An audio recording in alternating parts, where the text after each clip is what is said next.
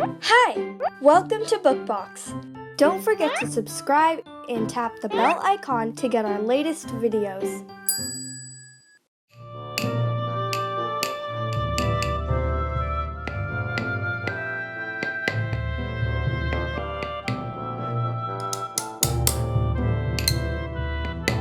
Elfy i szewc. Opowiedziane przez Bookbox. Chociaż Piotr Szewczyk pracował ciężko i był serdeczny dla wszystkich mieszkańców wioski, nigdy nie mógł utrzymać się z szycia butów. Tego wyjątkowo zimnego i śnieżnego dnia w jego pracowni było na tyle skóry, aby uszyć ostatnią parę butów. Wieczorem Piotr uważnie pociął drogocenną skórę i odłożył ją na bok, by rano zszyć wszystkie kawałki.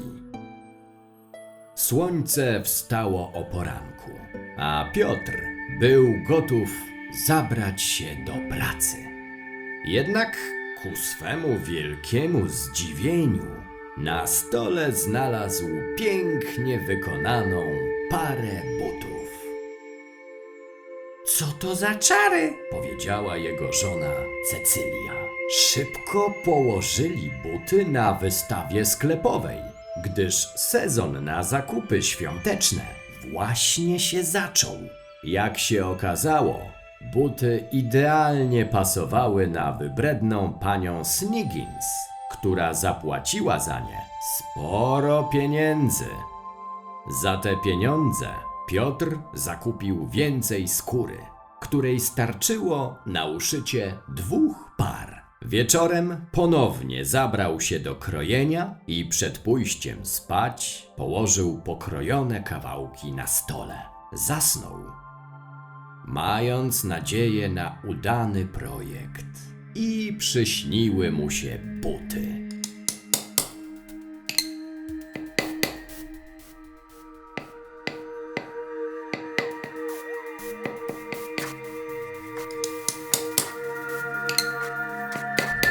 Następnego dnia wstał wcześnie rano, a jego oczom znów ukazała się para przepięknie uszytych butów.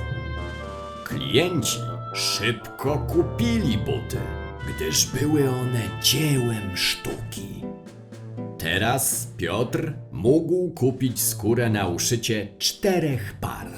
Magiczny biznes kręcił się przez chwilę, a nazwisko Szewczyk kojarzyło się mieszkańcom z najlepszymi butami w wiosce. W tym czasie życie Piotra i Cecylii było o niebo lepsze.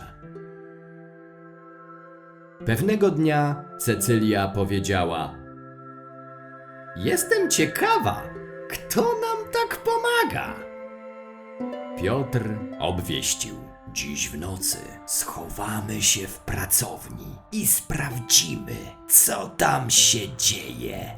Tak też zrobili.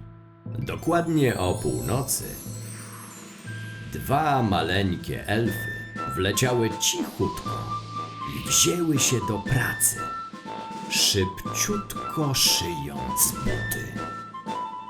Miały na sobie potargane ubranka i były bez butów.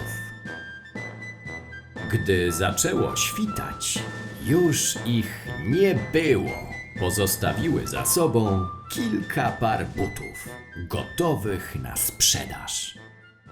Piotr i Cecylia byli wdzięczni małym pomocnikom, martwiąc się jednocześnie, że tak ciężko pracują w tym zimnie. Piotr zabrał się więc do szycia pary maleńkich trzewików, a Cecylia uszyła elfom zestaw ciepłych ubranek. W Wigilię zamiast skrawków skóry na stole położyli buciki i ubranka, a sami się znów schowali. O północy elfy wpadły do pracowni i ujrzały nowe ubranka. Już po chwili miały je na sobie. Były tak uradowane, że śmiały się i chichotały. Tańcząc, wyleciały przez okno i nikt już ich nie zobaczył. Piotr codziennie szył buty i razem z Cecylią żyli długo i szczęśliwie. Tak, jak i elfy.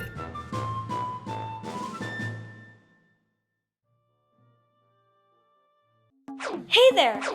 Don't forget to like and share this video. Also, please leave your comments below.